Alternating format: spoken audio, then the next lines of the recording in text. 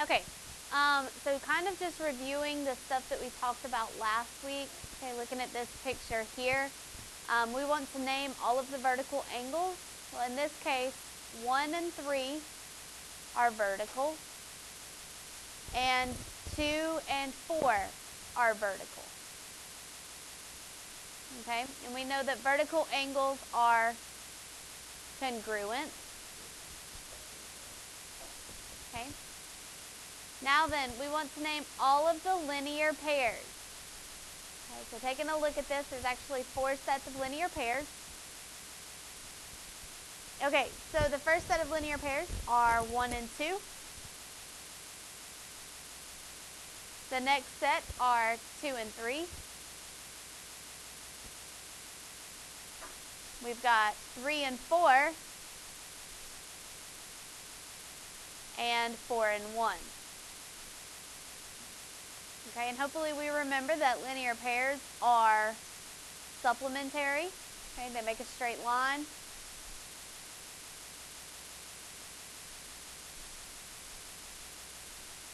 Okay, and remember supplementary means they add to 180 degrees. All right, so taking a look at the notes here.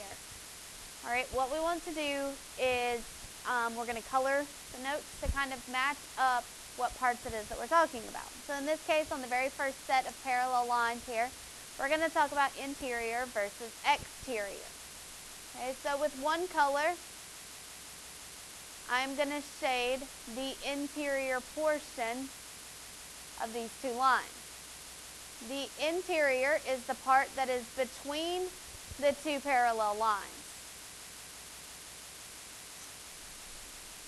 Okay, so I'm going to label this interior.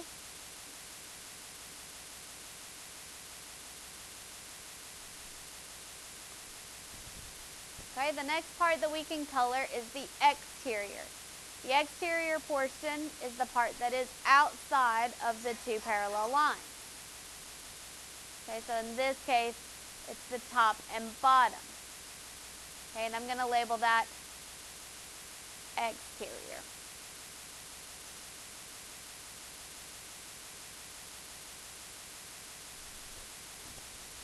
All right, so the next portion, we're looking at same side angles. Okay, when we talk about same side, we want them to be on the same side of the transversal. The transversal is the slanted line here. Okay, A and B are my parallel lines, and then T is the transversal. Okay, so there's two different types of same sides that we talk about. We have same side interior and same side exterior. Okay, so keeping in mind from up here, the difference between interior and exterior, if we're looking at the same side interior angles, okay, angle 3 is interior, and it's on the same side of the transversal as angle 6, interior. Okay, so with my first color, red, I've got my same side interior, and I'm going to make a little legend here that goes along with the colors that I'm using.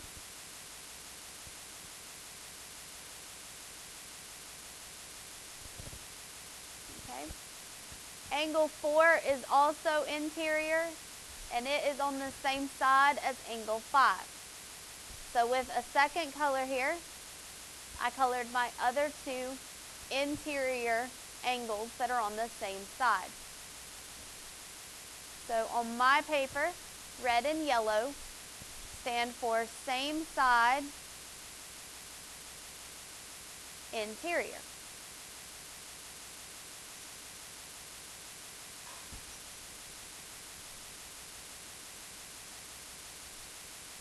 Okay, using two different colors, again, this time I'm going to look at same side exterior.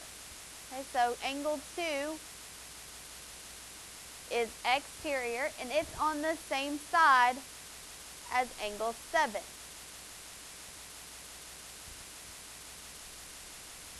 Using a fourth color, angle 1 is on the same side exterior with angle 8.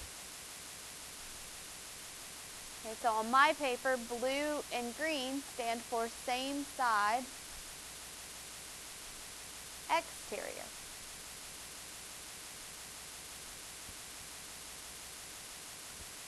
All right, so looking at the next little part, we're going to talk about now alternate angles. Okay, and whenever we talk about alternate angles, these are angles that are on opposite sides of the transversal.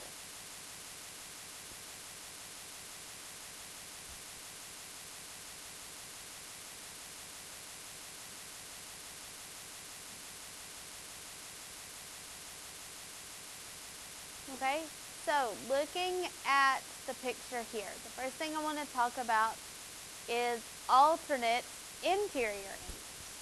Okay, so angle 3 is an interior angle, and it is alternate with angle 5. They're on opposite sides of the transversal. Angle 4 is an interior angle, and it is alternate with angle 6.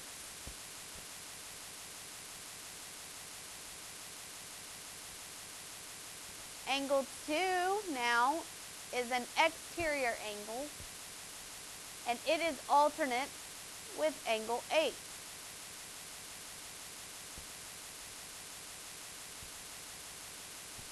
And then the last pair that I have here, angle 1 is exterior, and it is alternate with angle 7. Okay, so we said that on my paper, red and yellow were alternate interior, and blue and green on my paper are alternate exterior.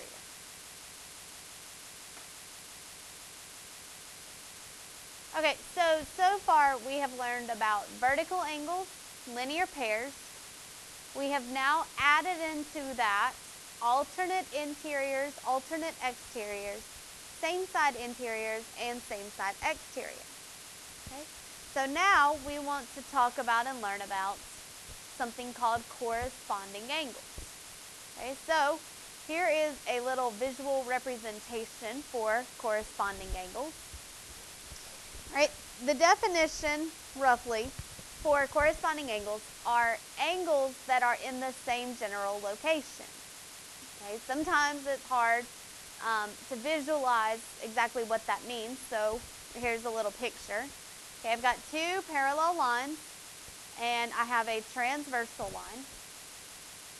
All right, and I have angles 1, 2, 3, 4, 5, 6, 7, and 8. Okay.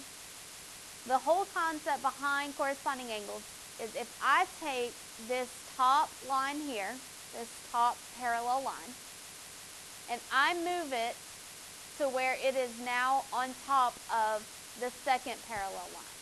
Corresponding angles are angles that would be in the same place, so angles that would be the exact same angle. Okay, so for example, if I take this top line with those angles and I split it down to the bottom line, okay, angles 1 and 5, 2 and 6, 3 and 7, and 4 and 8 would be in the same place. Okay, those angles are this same angle. They're corresponding angles.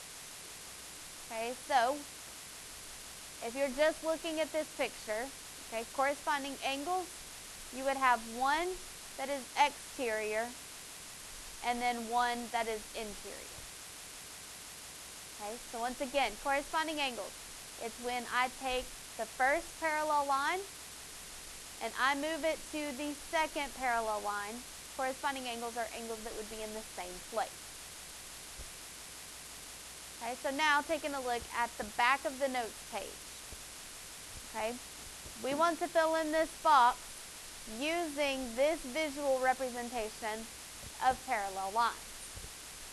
Okay, let's start with this right-hand side with the stuff that we already really know. Okay, looking at this picture, lines A and B are my parallel lines. Line T is my transversal. Okay, this slanted line here, T, is the transversal. Based on what we learned last week, we know that vertical angles are congruent.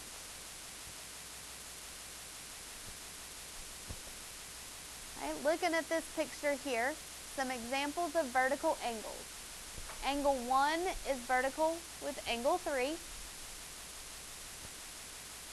Angle 6 is vertical with angle 8. Okay. Again, thinking back to last week, we learned that angles that form a linear pair are supplementary. Okay, or they add to 180 degrees.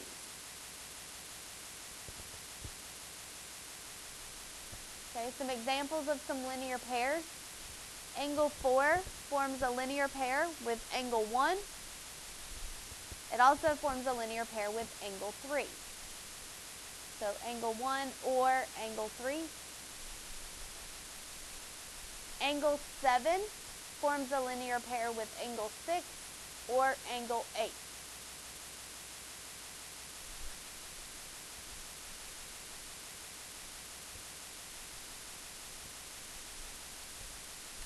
So, now looking on the left-hand side of the table here. Okay, we want to have the relationship and we want to name the angle pairs from this example. Alright, so looking at this visual representation here, okay, I want to name the corresponding angles. Okay, well looking at this, angle 1 is corresponding with angle 5. Okay, so the first example would be angle 1 and angle 5.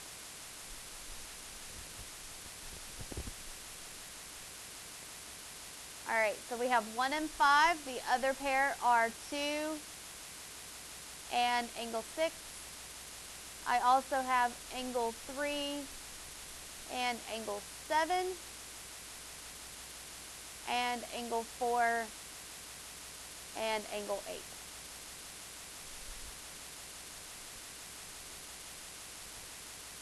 Okay, the next one is asking me about alternate interior angles. Okay, so alternate meaning opposite sides of the transversal.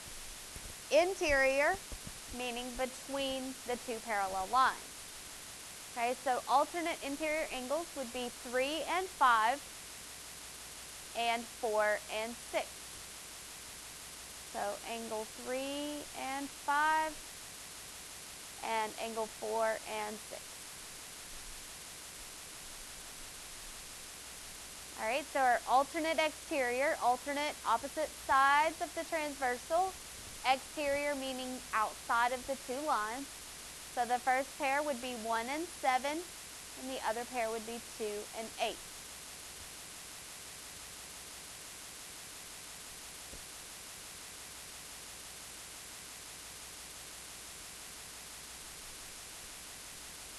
Okay, so same side interiors. They're on the same side of the transversal, same side of the slanted line. Okay, and interior meaning between the two parallel lines. So I have 3 and 6, and I have 4 and 5.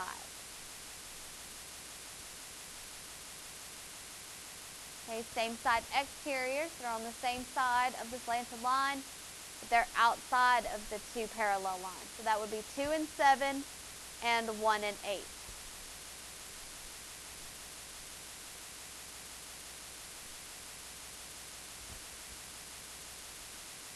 Alright, so down here at the bottom, if we have two parallel lines that are cut by a transversal, then corresponding angles are congruent. Alternate interior angles are congruent. Alternate exterior angles are congruent. Same side interior angles are supplementary.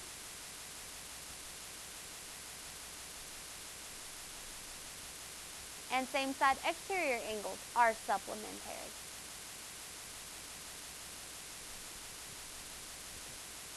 Don't forget that vertical angles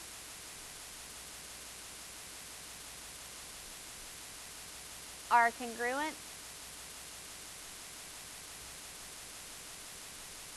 and linear pairs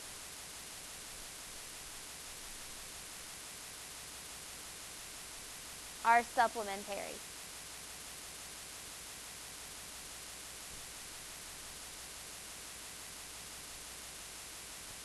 Okay, so these are all of the angle relationships that we have when we have two parallel lines.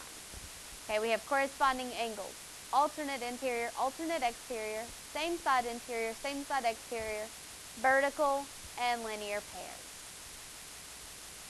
Okay, we're going to do kind of a hypothetical little concept here. Okay, don't worry about writing this on your paper. All right, but let's just look here and think hypothetically looking at this picture. Let's say that I said that angle 1 is 30 degrees. Okay, I'm going to find all of the other angle measures throughout the whole thing, the other 7, based on knowing that angle 1 is 30 degrees.